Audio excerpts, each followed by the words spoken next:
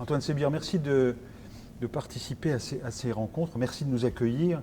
Vous êtes le délégué général de ce festival, dont c'est la 29e édition.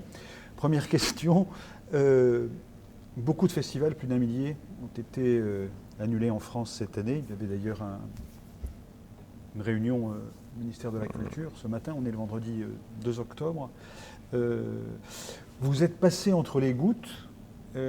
Alors que c'est la tempête à l'extérieur, ce qui est relativement rare par rapport au festival de Biarritz, même si c'est toujours le dernier week-end de septembre. Et par ailleurs, Donald Trump a tweeté en capitale qu'il avait la Covid. Donc ma question est simple, c'est comment êtes-vous passé entre les gouttes ?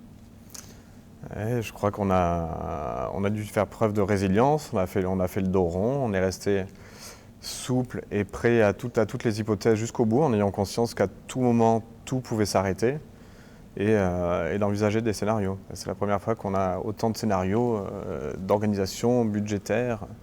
Mais je crois que oui, on a eu de la chance, on a eu des équipes qui ont fait preuve de capacité d'adaptation. Et après, voilà, on a lieu parce que les cinémas sont ouverts, parce que les salles de spectacle sont ouvertes, parce qu'il faut continuer à vivre. D'autres festivals ont aussi eu lieu. Et voilà, c'est pas un exploit, mais c'est beaucoup de travail.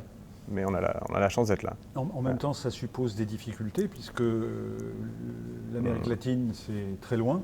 Donc on imagine moins de participants, on imagine moins de monde dans les salles. Donc la question du public et la question des participants, comment est-ce que vous les avez réglées ?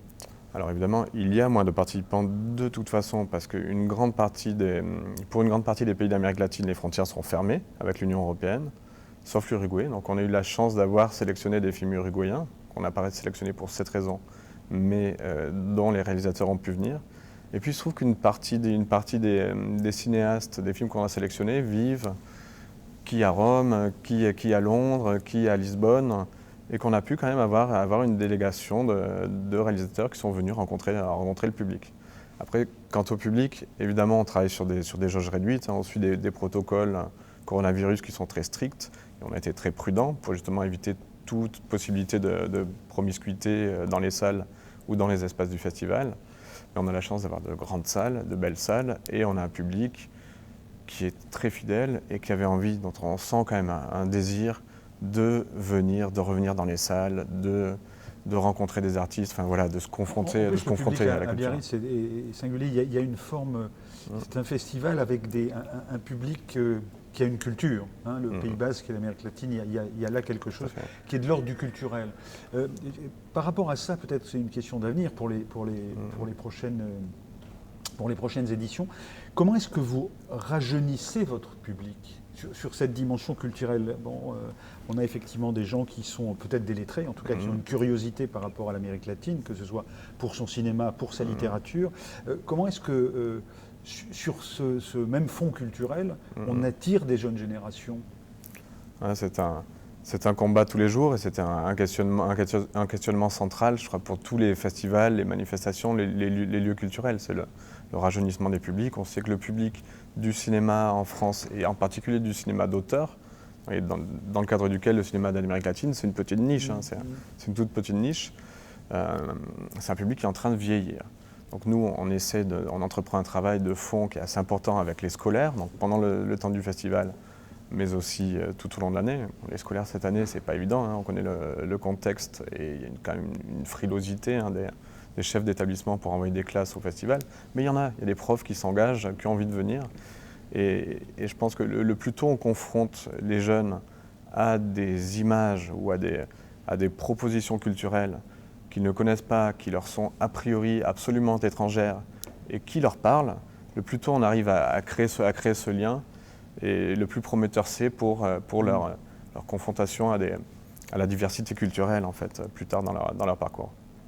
Vous mangez des films, que ce soit des films de fiction ou des films documentaires. Est-ce que vous sentez dans les sélections qui sont présentes cette année, ou vous avez faites cette année avec vos équipes, est-ce que vous sentez des tendances ? Est-ce qu'il y a des... Peut-être, et en tout cas quelque chose qu'on a voulu mettre en avant dans les sélections, c'est c'est le plaisir. Il y a beaucoup de films qui ont un aspect ludique très marqué, qui sont le fait de réalisateurs qui ont voulu jouer, vraiment dans le sens propre du terme, jouer et s'amuser avec la caméra, avec leurs acteurs.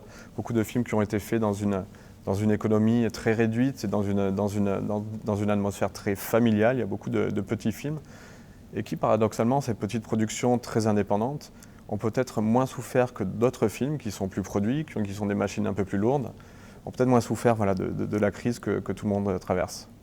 Je voudrais qu'on prenne deux exemples qui illustrent votre propos.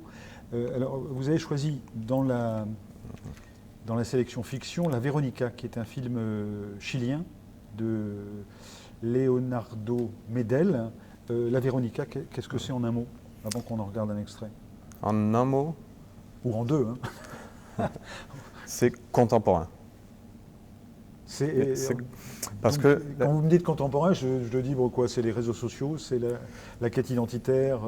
Tout à fait. C'est un film qu'on a trouvé très moderne et totalement dans l'air du temps parce que c'est une succession de plans fixes qui sont des plans qui auraient pu être pris avec un iPhone, avec un téléphone portable, et avec une actrice qui joue le personnage d'une femme de footballeur. C'est une espèce de Victoria Beckham chilienne qui est de tous les plans, qui est de chaque plan.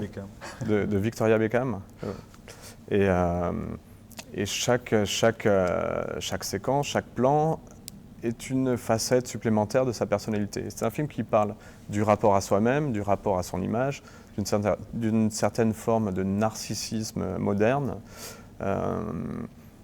et qui est à la fois très chilien et totalement universel. On a montré ce film à des gamins d'école ici, et ça leur parle immédiatement. C'est un registre d'image et un rapport à soi-même et à sa propre image qui est tout à fait, qui est universel. Et c'est hyper intéressant parce que ce qui nous intéresse dans le cinéma latino-américain, c'est que justement il est universel. C'est pas l'exotisme. On veut justement fuir à tout prix l'exotisme pour montrer que l'Amérique latine est 1000 fois plus proche de nous que ce qu'on peut en penser. Extrait. Ay, pero estoy haciendo dormir a la niña, por favor. Termina tu frase, Javier. Déjame hacer dormir a la niña. Bueno, entonces haz eso ahora y después hablas conmigo, ¿ya? Oye, si puedo hacer las dos cosas a la vez. No, claramente no puedes, Javier, no se puede. ¿Qué te pasa? A ver. Nada. No. De verdad, ¿qué te pasa? Nada. Dime qué te pasa. Nada, es que... Perdón. Me pone un poco nerviosa tener que irnos de nuevo, Javier. Pero si eso lo estoy diciendo. Sí, es que también me pone nerviosa que nos estanquemos porque estoy acostumbrada a que nos movamos todo el tiempo. Mi amor, sí te entiendo, pero quédate tranquila, ¿ya? Todo va a estar bien. Sí, mi amor, sí, yo sé que todo va a estar bien. Contigo siempre todo está bien, te amo. ¿Qué le pasa? ¿Comió? Sí, está mañosa, nomás. ¿Quién es mi niña mañosa? ¿Quién es? Ça, c'était pour le côté fiction. Pour le côté documentaire, qu'est-ce que vous retenez comme film? Alors pour le documentaire, ce serait un film mexicain qui s'appelle Cosas que no hacemos. Les choses que nous faisons. Les choses que nous ne faisons pas. Et je pense à ce film parce que ce qui nous a énormément intéressé, au-delà de sa qualité, c'est vraiment un film qui est d'une immense subtilité, qui est touché par la grâce, qui est d'une grande beauté visuelle, mais qui est surtout traversé par un regard sur ces personnages qui est d'une grande humanité et qui nous a semblé aller à contre-courant d'un mouvement qui est important dans le cinéma mexicain. Vous savez que le Mexique, depuis quelques années, est traversé par une période de violence très grave et très profonde. Et il y a une partie des cinéastes mexicains qui sont fascinés par cette violence et qui la traitent cinématographiquement d'une façon qui est parfois un peu complaisante, un peu spectaculaire, un peu misérabiliste. Et ce film prend le total contre-pied de cette tendance-là. C'est un film qui est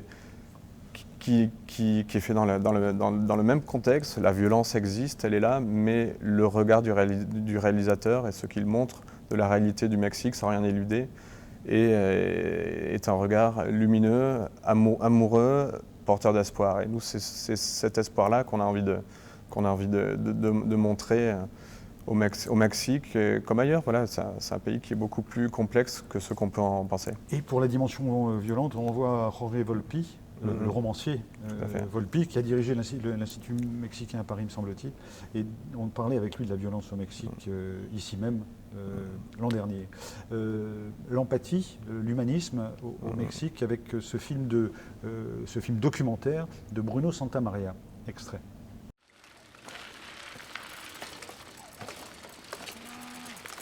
¿Te amaneció la bici? Ya sé, yo la miré. Se la miré a Santa Claus cuando la llevaba arriba. No era mi papá, yo la miré y me estaba haciendo la dormida y la miré con unos ojitos de... Ay, mentira, Santa Claus ya existe.